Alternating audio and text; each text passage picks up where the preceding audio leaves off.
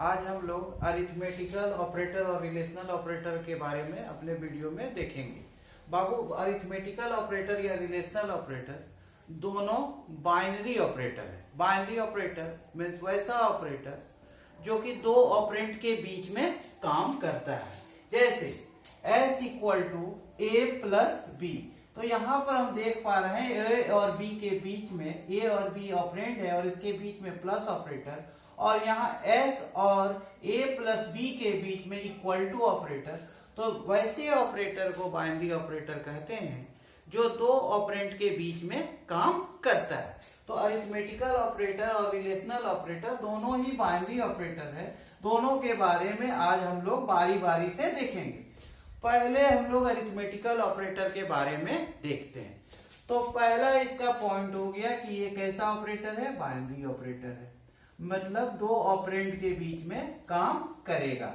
दूसरा ये है बाबू कि ये जो ऑपरेटर है वो ऑपरेटर आपका arithmetical calculation, arithmetical calculation means algebraic calculation, वैसा कैलकुलेशन जिसमें हम दो नंबर या को ऐड कर सकें, सब्सट्रैक्ट कर सकें या मल्टीप्लाई कर सकें, मतलब एल्जेब्रिक कैलकुलेशन के लिए ये हम लोगों का प्रयोग में लाते हैं इस ऑपरेटर को। और ये ध्यान रखना है, ये जो कोई भी ऑपरेटर है वो सभी प्रोग्रामिंग लैंग्वेज में तकरीबन एक ही यूज होता है और इसका कॉन्सेप्ट भी एक ही है, इसमें थोड़ा कोई भी अंतर नहीं।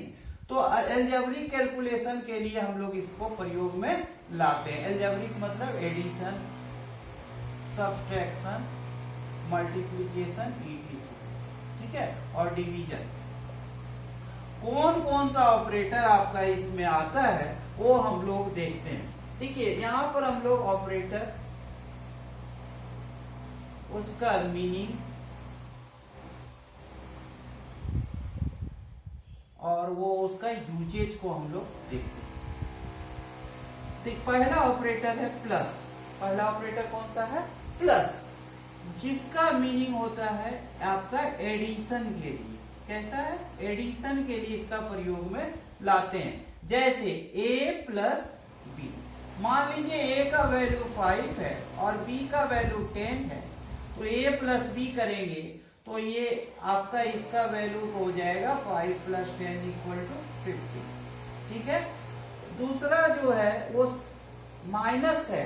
सब्सट्रैक्शन के लिए हम लोग ऑपरेटर को यूज करते हैं, that operator are known as minus operator. Minus operator का प्रयोग हम लोग सब्सट्रैक्शन के लिए करते हैं, जैसे b माइनस a। तो b का वैल्यू यहाँ 10 है और a का वैल्यू यहाँ 5 है, तो 10 माइनस 5 इक्वल टू 5। ध्यान रहे, इसके बाद जो नेक्स्ट ऑपरेटर है वो ऑपरेटर है आपका स्ट्रिक्स ऑपरेटर। स्ट्रिक्स ऑपरेटर को हम लोग मल्टीप्लिकेशन के लिए यूज करते हैं। किसके लिए यूज करते हैं, मल्टीप्लिकेशन, मतलब दो नंबर को गुना करने के लिए, मल्टीप्लाई करने के लिए हम लोग उसका प्रयोग में लाते हैं। जैसे a और b का ये प्रीवियस वैल्यू जो है, इसी वैल्यू में हम लोग यूज करते हैं a स्ट्रिक्स b। तो 5 को 10 से गुना करेगा तो 5 स्ट्रिक्स 10 इक्वल टू आपका हो जाएगा 50। डिवाइड करने के लिए हम लोग slash operator, slash that is forward slash, इसको हम लोग क्या कहेंगे, फॉरवर्ड स्लैश। ये फॉरवर्ड स्लैश आपका डिवाइड करता है और कोसेंट देता है। क्या देता है, कोसेंट। जैसे हम लोग अगर b बाय a करें तो इसका अर्थ होगा 10 by 5 equal to 10 by 5 equal to इसका कोसेंट कितना होगा, 2। एक और ऑपरेटर इसमें प्रयोग में लाते हैं जो कि बहुत ही इंपॉर्टेंट है, और उस ऑपरेटर को हम लोग मॉडुलस ऑपरेटर के नाम से जानते हैं। कौन सा ऑपरेटर, मॉडुलस ऑपरेटर। जैसे इसका यूज हम लोग रिमाइंडर फाइंड करने के लिए करते हैं। कौन, किसके लिए, रिमाइंडर फाइंड करने के लिए करते हैं। और इस वैल्यू के लिए अगर हम लोग a मॉडुलस b को लेंगे और a का वैल्यू 5 और b का वैल्यू 10 है, तो 5 मॉडुलस 10 इक्वल टू आपका हो जाएगा 5, क्योंकि भाग यहाँ पे लगेगा नहीं, और भाग नहीं लगेगा तो ये मेरा रिमाइंडर क्या बचेगा, 5। ध्यान रहे, वो सारे ऑपरेटर जो है प्रीवियस में जितने भी हम लोग अरिथमेटिकल ऑपरेटर को देखे हैं वो सारे सभी डाटा टाइप पर काम करते हैं, लेकिन ये जो मॉडुलस ऑपरेटर है ये ऑपरेटर आपका केवल इंटीजर डाटा टाइप पर ही काम करता है, होल नंबर पर ही काम करेगा, फ्रैक्शनल डबल या फ्लोट पर ये वर्क नहीं करेगा। इसके बाद हम लोग आते हैं नेक्स्ट टॉपिक पर और वो मेरा टॉपिक है रिलेशनल ऑपरेटर। वो है मेरा रिलेशनल ऑपरेटर। रिलेशनल ऑपरेटर मतलब वैसा ऑपरेटर जो कि दो ऑपरेंड के बीच में रिलेशन स्टेब्लिश करता है, मीन्स बड़ा है, छोटा है, बराबर है या नहीं बराबर है। इसमें आपका और इसका जो रिजल्ट जो है वो आपका बुलियन वैल्यू ये रिटर्न करता है। कौन सा वैल्यू रिटर्न करता है?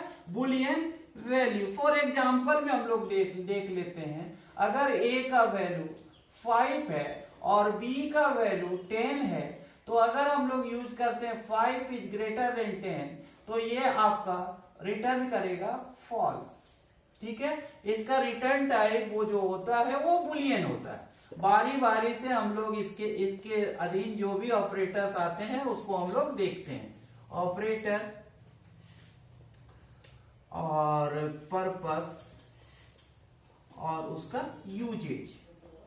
जैसे पहला ऑपरेटर बाबू ग्रेटर देन, ये होता है ग्रेटेस्ट फाइंड करने के लिए। क्या फाइंड करने के लिए? ग्रेटेस्ट। अब देखिए, अगर कोई a is greater than b अगर हम लोग लिखते हैं, तो अगर a मेरा b से बड़ा है तो ये रिटर्न करेगा ट्रू, और नहीं तो ये अगर छोटा होगा तो रिटर्न करेगा फॉल्स। ठीक है, एज यूजुअल अगर दूसरा ऑपरेटर लेस देन है, लेस देन, ये लेस देन फाइंड करने के लिए यूज होता है। ये जो है आपका लेस देन फाइंड करने के लिए यूज होता है। इसके बाद greater than equal to, greater than और इक्वल, इट मीन्स अगर मेरा a b से बड़ा होगा, अगर मेरा a b से बड़ा होगा या बराबर होगा तो ये रिजल्ट करेगा ट्रू, और नहीं तो रिजल्ट करेगा फॉल्स।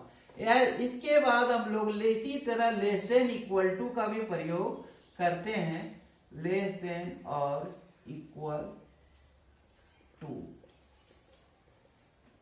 फिर हम लोग यहां पर ध्यान रहे कि इक्विलिब्रियम चेक करने के लिए हम लोग डबल इक्वल टू का प्रयोग करते हैं। क्या करते हैं? Double equal to. ये सो इंपॉर्टेंट है। इक्विलिब्रियम चेक करने के लिए हम लोग डबल इक्वल टू का प्रयोग करते हैं, और ये चेक करता है आपका इक्विलिब्रियम, मतलब दो ऑपरेंड आपस में इक्वल है क्या, नहीं। इक्विलिब्रियम चेक करने के लिए इसको प्रयोग में लाया जाता है। देखेंगे यहां अगर a और b आपस में बराबर होगा तो ये रिजल्ट करेगा ट्रू, और नहीं तो रिजल्ट करेगा फॉल्स।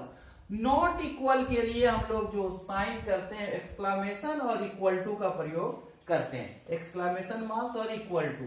इसका अर्थ हुआ नॉट इक्वल, मतलब दोनों ऑपरेंड आपस में बराबर नहीं है। अगर बराबर नहीं है तो रिजल्ट करेगा ट्रू, और नहीं तो रिजल्ट करेगा फॉल्स। Thank you.